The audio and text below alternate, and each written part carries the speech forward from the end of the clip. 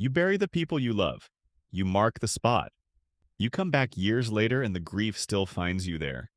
That feels like the natural thing to do, the human thing to do. But for tens of thousands of years in scattered pockets of the world, humans did something else with their dead. They ate them. Not out of hunger, not out of madness.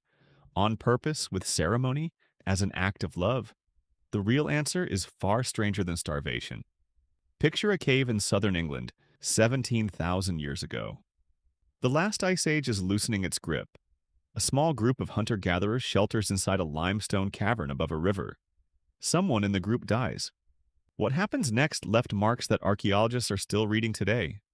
In 1986, researchers excavating Gough's Cave in Somerset found human bones mixed in with animal remains. Skulls had been carefully shaped into cups, the base and rim smoothed and polished. Long bones showed cut marks in the exact same pattern as the deer bones beside them. Teeth marks, chew marks. Marrow extracted the same way you'd crack open a rabbit's leg. For years, people assumed this meant violence, desperation, maybe even a massacre. Then Sylvia Bello, a paleoanthropologist at London's Natural History Museum, took a closer look. Her team studied the cut marks under magnification and compared the butchery pattern to how the group processed animal carcasses. The human bones weren't hacked apart in anger. They were processed with the same care, the same skill, the same intent as food preparation. But the skull cups told a different story than simple eating. They'd been shaped, smoothed, kept. This wasn't a crime scene, it looked more like a ritual. Here's the part that reframes everything. Bellows' conclusion was that this was very likely funerary behavior, a way of honoring the dead, not desecrating them. Sit with that for a second. To you, eating a person sounds like the ultimate violation. To someone standing in that cave 17,000 years ago, it may have meant something closer to the opposite. A way of keeping someone close, literally. This pattern shows up again and again across time and geography in places with no contact with each other. Fast forward from that Ice Age cave to the 20th century, deep in the highlands of Papua New Guinea. The four people practiced something anthropologists call transsumption, or more plainly, mortuary cannibalism. When a relative died, the women of the community would prepare and consume the body, particularly the brain, as an act of mourning and respect. Men rarely participated. This was women's work, and it was understood as tender, not grotesque. But something started going wrong in the 1950s, for women and children began developing a strange, fatal tremor. Their bodies shook uncontrollably. They lost the ability to walk, then speak, then swallow. Within a year of symptoms starting, they died. The four called it Kuru, which means to shiver in their language. A young American physician named Daniel Carlton Gajdusek arrived to investigate. What he eventually proved, after years of painstaking work and a Nobel Prize, was that Kuru was caused by a misfolded protein, later called a prion, that spread through the ritual consumption of infected brain tissue. The very act meant to honor the dead was, without anyone knowing it, transmitting a fatal disease through the community.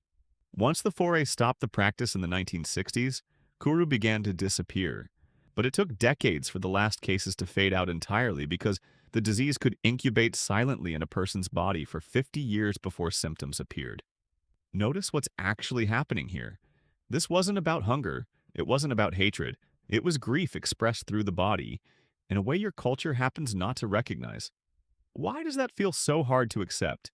Because you've been raised inside a very narrow definition of what respect for the dead looks like. Burial, cremation, a grave you can visit. Anything outside that framework registers instinctively as horror. But anthropologist Beth Conklin, who spent years living among the Wari people of the Brazilian Amazon, found something remarkable when she asked directly about their own history of funerary cannibalism, which ended in the 1960s under pressure from missionaries and the Brazilian government. The Wari didn't describe it as barbaric. They described burial, the practice that replaced it, as the barbaric one. To bury a loved one meant leaving them in the cold, wet ground, alone, to rot slowly while the living could only watch from a distance. Consuming the body, by contrast, was framed as a final act of intimacy. It transformed grief into something communal and finished, rather than something buried and left to fester. Conklin's Wari informants told her that eating the flesh, cooked and shared among affiants and community members according to strict rules, helped the living let go. It gave the mourners somewhere to put an unbearable feeling. Burial, they said, forced people to keep returning to a fixed point of loss. Cannibalism let them move through it and finish it. Different cultures, different centuries, different continents, but the same underlying logic keeps appearing. Death happened.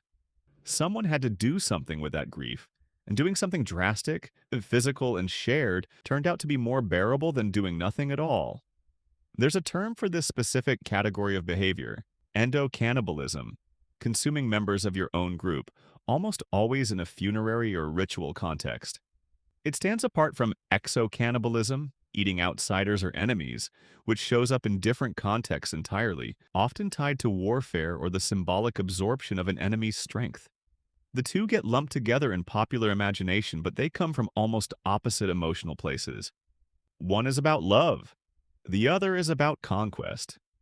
Your ancestors most likely practiced some version of the first kind more often than you'd guess.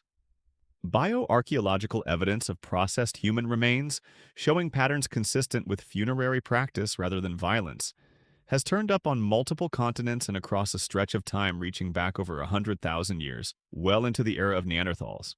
Sites like Moulin-Gercy in France show cut marks on Neanderthal bones that mirror the butchery of nearby deer remains.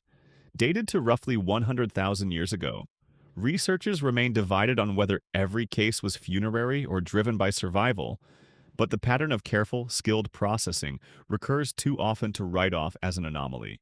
So why does modern life recoil from this so completely? Because somewhere along the way, a new idea took hold. The idea that the body and the person are the same thing, and that once someone dies, their body deserves to be sealed away, untouched, preserved exactly as it was. That idea isn't wrong. It's just not universal. It's one answer among several that different human societies arrived at independently when facing the same unbearable problem. What do you do with a person you love once they stop being alive? Burial answers it one way. Cremation answers it another way. And in caves in England, in villages in Papua New Guinea, in the rainforest along Brazilian rivers, some of your ancestors answered it by keeping their dead as close as a body can possibly be kept. Think about that the next time you visit a grave, or scatter ashes somewhere meaningful, or keep a piece of jewelry that belonged to someone gone. You're doing the same thing they were doing, reaching for a way to hold on to someone who can no longer hold you back. You bury the people you love. You mark the spot. You come back years later and the grief still finds you there.